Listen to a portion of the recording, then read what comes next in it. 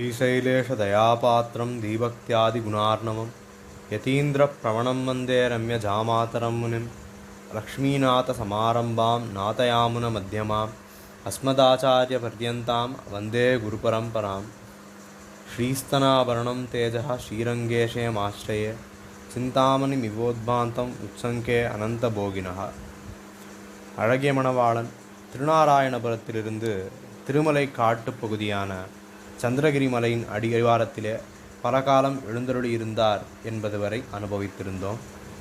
இன்றைய பதிவிலே அழகிய மணவாளன் யாதவராயன் என்கிற அந்த தேசத்து ராஜனாலே கண்டெடுக்கப்பட்டு அவ்விடமிருந்து திருமலை திருப்பதி திருவேங்கடமுடையான் சன்னதிக்கு எழுந்தருளச் செய்தார். 1320 என்று இக்காலத்திலே சொல்லப்படும் காலக்கணக்கின் கீழ் இது நடந்திருக்கலாம் என்று சொல்லப்படுகிறது. அவ்விடத்திலே அந்த யாதவராயன் என்னும் அரசன் காஞ்சி தேவப்பெருமாளுக்காக ஒரு சன்னதியையும் அகோபில நரசிம்மருக்காக ஒரு சன்னதியையும் ஏற்படுத்தியிருக்க அவர்கள் யாரும் அவ்விடத்திலே எழுந்தருளவில்லை. ஆனால் அழகிய மணவாளன் எழுந்தருளியதால் அழகிய மணவாளனுக்காக திருவேங்கடம் திருமலை சன்னதியிலே கோபுர வாசலுக்கு இடப்புறத்திலே ரங்கமண்டபம் என்கிற ஒரு பெரிய மண்டபத்தை அழகிய மணவாளனுக்காக ஏற்படுத்தி அவ்விடத்திலே அழகிய மணவாளனை எழுந்தருளச் செய்து உற்சவங்களை கொண்டாடச் செய்து வந்தார். அக்காலத்திலே கோபனாரியன் என்னும் கோவண்ண உடையார் என்னும் செஞ்சி நாட்டு சிற்றரசர் விஜயநகரத்து சிற்றரசர் திருமலைக்கு வருகை தந்து சந்திரகிரியை ஆண்டு வந்த மன்னனுடன் கலந்து ஆலோசித்து அழகிய மணவாளனை திருவரங்கத்திற்கு மீண்டும் எழுந்தருள பண்ணுவதற்கான முயற்சிகளை மேற்கொள்ள துவங்கினார். அதன் பிறகு திருமலையிலிருந்து செஞ்சிக்கு அருகில் சிங்கபுரம் என்கிற ஒரு ஊரிலே அங்கே அழகிய மணவாளனுக்கு உற்சவங்களை ஏற்பாடு செய்ய பண்ணி அழகிய மணவாளனை அவ்விடத்திற்கு எழுந்தருளச் செய்து சுவாமி சிங்கப்பிரானுடைய குமாரரான திருமணத்தூன் நம்பி அழகிய மணவாளன் சிங்கவரத்திலே எழுந்தருளியிருக்கிறார் என்பதை செவியுற்று திருவரங்கத்திற்கு செய்தி அனுப்ப திருவரங்கத்திலிருந்து தெய்வங்கள் தோழப்பரும் எல்லை நிலையிட்ட பெருமாள் உத்தமநம்பியும் செஞ்சிக்கு சென்று அழகிய மணவாளனை சேவித்து கோவண்ண உடையாரை கண்டு மிகவும் சந்தோஷித்து திருவரங்கத்தினுடைய சூழ்நிலைகளையும் துருஷ்கராஜனுடைய படை பலத்தையும் அறிவித்தனர். ராஜநாராயண சம்புவரையன் மறைவின் பின் 2ஆம் வென்று மண்கொண்டான் ஆட்சியில் அமர்ந்தான். மதுரையின் மீது படையெடுத்து செல்லும் போது எந்தவிதமான இடையூறுகளும் இருக்கக்கூடாது என்பதே விஜயநகரத்து அரசர்களின் எண்ணமாகும். ஆகவே மதுரையின் மீது படையெடுத்து செல்வதற்கு முன் தொண்டை மண்டலத்தை விஜயநகர பேரரசின் பகுதியாக இணைத்து கொள்ள அதற்காக சம்புரையர்களை வெற்றி கொள்ள வேண்டும் என்ற கட்டளை கம்பண்ண உடையாருக்கு இடப்பட்டது.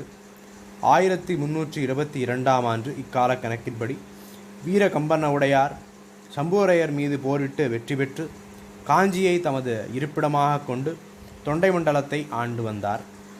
10 ஆண்டுகள் தொண்டை மண்டலத்தில் வீரகம்பண்ண உடையார் நல்லாட்சி புரிந்ததுடன் மக்களுடைய அபிமானத்திற்கும் பாத்திரமாகி இருந்து வந்தார். இக்காலத்திலே மதுரையிலே துருஷ்கராஜனுடைய இம்சைகள் மக்களுக்கு பெரும் தொந்தரவாக ஆனது. மதுரா விஜயம் என்கிற விஜயநகரத்து ராணியார் எழுதிய ஒரு கிரந்தத்திலே திருவரங்கத்தில் அரவணையின் மேல் அறிவியல் கொள்ளும் அரங்கனது உறக்கம் கலையாதிருப்பதற்காக மேலே விமானத்தை ஆதிசேஷன் தன் தலையாலே தாங்கி நிற்கிறார். அந்த திருக்கோயிலில் மற்ற கடவுள் சிலைகளுக்கு ஏற்பட்ட ஆபத்தை சொற்களால் வர்ணிக்க முடியாது. திருக்கோயிலின் கதவுகள் செல்லரித்து கொண்டிருக்க மகா மண்டபங்களிலும் தோரண வாயில்களிலும் செடிகள் பச்சை கொடியை ஆட்டிக்கொண்டிருப்பதை போன்ற தோற்றத்தை ஏற்படுத்தின. மல்லை செல்வ வடமொழி மறைவாளர் வேள்வியில் நெய்யடல் வான்புகை போய் என்று பெருமை பெற்றிருந்த திருவரங்கம் திருவீதிகளிலே மாம்சத்தை வாட்டுவதால் ஏற்படும் புகையும் படையெடுத்து வந்த முகமதிய படை வீரர்கள் குடித்து கும்மாளமிடும் ஒலியுமே நிறைந்திருந்தன.